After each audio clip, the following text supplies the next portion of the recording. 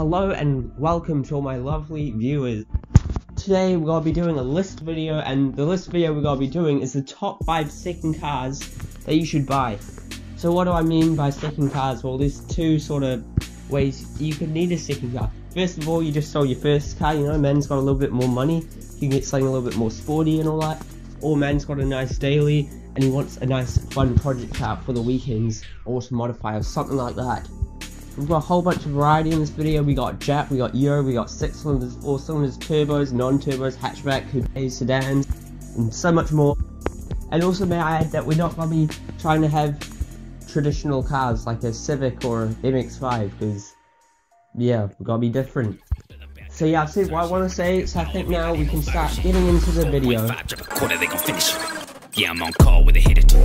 No small talk, me and Mr. Nose pull up with a flex on the ball at the back. What is our first entry then? It's going to be the Mazda Speed 3.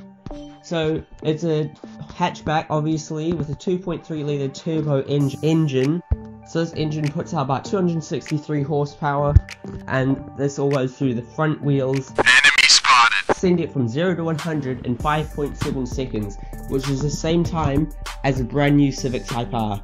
And this car is what, 2007, 2009, and it's doing it just as fast as a brand new Type R. It's pretty impressive. These cars do like power, you know, you can easily get to the 300 wheel horsepower mark, probably around 430 at the crank. You will be wanting to look into forging or something like that. They respond really well to E85, you know, nice car to modify. What's more, they're extremely practical because they are just a hot hatch, aren't they? They're fast, and they've got lots of seats, big boot. I mean, it's alright on petrol for a fast car, I guess. So once you do start to go hard, being a small 4-cylinder turbo, you will notice a deep drop in fuel economy. So then what's the pricing on one of these? Well, it's about £4,000, 5,000 US dollars, or 11,000 New Zealand dollars. Now of course, this car does have some problems. The major one being torque steer. It does do that a lot. It's not as bad as people say, but it is a lot, but I guess that can just add to the fun of manhandling this. Also, being a Mazda, rust. They love to rust because it's a Mazda. But yeah, apart from that, it's actually a very good car. Yeah, just overall, it's a good handling car, minus the torque steer. And it is a very raw car, you know? You can feel what's going on, you can hear the gearbox doing its job. It's very nice and mechanical. So then, if you're enjoying this video, please do drop a like and subscribe. Trust me, it truly does help. Even share this video with your fellow gang members if you feel like. And yeah, so for our next entry, do you want to feel like a professional dog? Well, you can do that with the BMW 335i. Now, it's got a 3 litre inline-6 turbo called the N54. Now that already brings some problems and some good stuff. Now the N54 does have quite a few problems with it, to be honest, but it is also very strong. It can take power very, very well. 300 horsepower and 300 torque. And all that power pushes it from 0 to 100 in 4.8 seconds. That is very fast, especially for a car that's this cheap. Also, though, it is quite heavy. It's weighing in about 3,700 pounds or 1,700 kilos, which is almost as fat as Peppa Pig herself. And of course, being a BMW, maintenance will be expensive, so please do try to do the work yourself. Parts will still be expensive, but it'll be cheaper than paying for labour as well, won't it? But yeah, I did include this entry because it's really cool. It's a rear-wheel drive coupe, fast as hell, great modifying potential, and you look like a professional docs. You know, you got your mates over there in their like nearly new Suzuki Swifts and all that. You don't pull up in your BMW. You actually paid less for it, to be fair. But you're gonna be looking like you're way more balling than they are, because you got a BMW and it's sick, and you got way more fun in that BMW than they are in this stupid Swift. Then what are you paying for this absolute masterpiece? Well, you're paying £7,500 or 12,000 New Zealand dollars. I can't find America, sorry, I just don't know how your websites work. But yeah. So then, does man want a stock day bro, track day bro, drift day bro, stance day bro? You can do it with the Nissan 350Z. We should all know about this car. 3.5 litre naturally aspirated V6 at the front, putting out 280 buff horses, going through a manual transmission in the middle, out to the rear wheels at the back.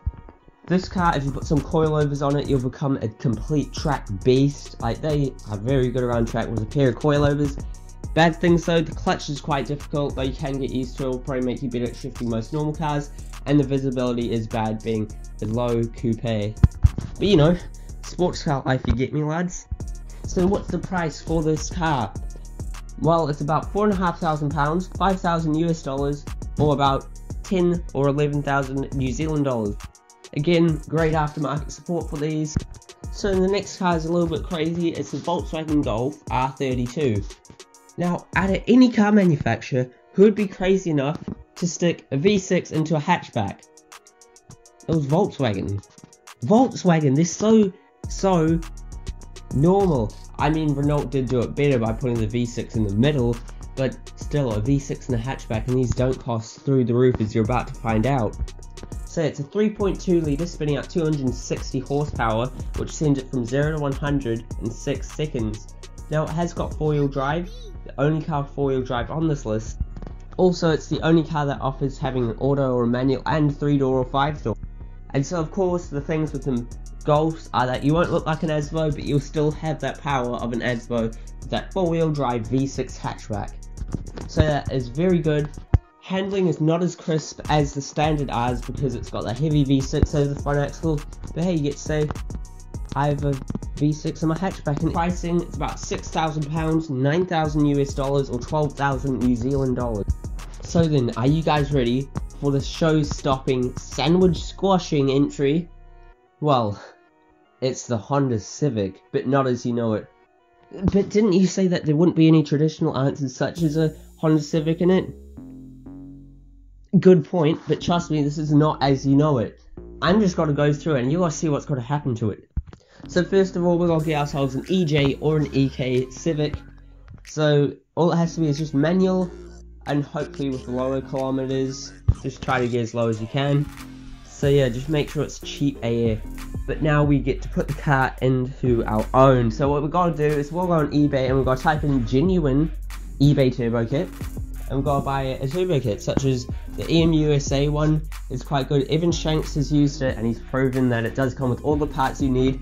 And that it is actually relatively strong. He was spitting 300 puffy pounds through that thing.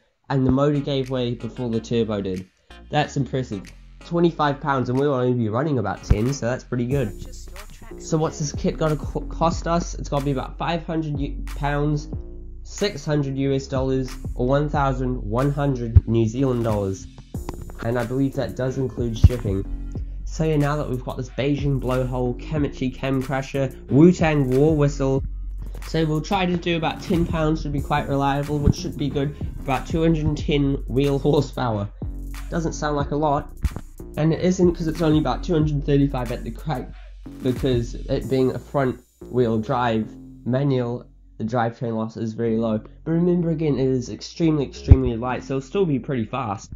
And yeah, it's very light, and it's got quite a lot of power for such a light car. Will be a complete handling weapon. But since we've got this turbo kit, of course we'll need to get a tune. So yeah, we'll just throw $700 at it. But it still looks stupid, doesn't it? It looks stupid.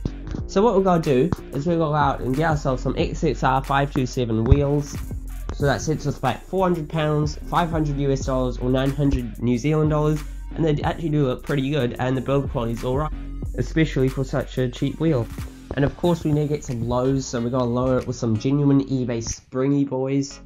It'll be 100 US dollars. And we also got to plastic dip the whole car, because we're just gangsters sometimes. And of course, since we've got all that power, we need a new clutch. 300 US dollars should sort us out nicely. And of course, we need to put those nice XXR 527s on some tires, so we'll chuck some 400 US dollars at it, because they are very small wheels. So the tires are smaller, tires are cheaper. So now let's look at our car. It's lowered on some nice eBay springy boys. It's got some nice wheels, sticky tires, plastic dipped car. All that makes it actually look pretty nice. But to make it go fast, we've got a Ching Chong Kamichi cam crasher, a tune, and tires. And may I just add that the turbo kit does come with a fuel system. So yeah, that's pretty good. So then what's the total finished build price of this? 4,600 US dollars, 3,800 pounds, or 7,000 New Zealand dollars. And we've got this crazy modified track ready ultimate project car. You know, you're gonna roll up to the meet, you might roll up in your 350Z, it's lowered, no one's really gonna look at it, but then you come rolling in your nice Beijing blowhole Civic. Everyone's got voice crack, yay. Everyone's gonna be looking at your Ching Chong Chemistry Crane Crasher Civic. So overall, it's gonna be actually quite a cool car. So if you did enjoy, drop a like, subscribe, comment video ideas, or hit me up on Instagram. My Instagram's down in the bio below. I post daily moody car photography. And yeah, see you next time.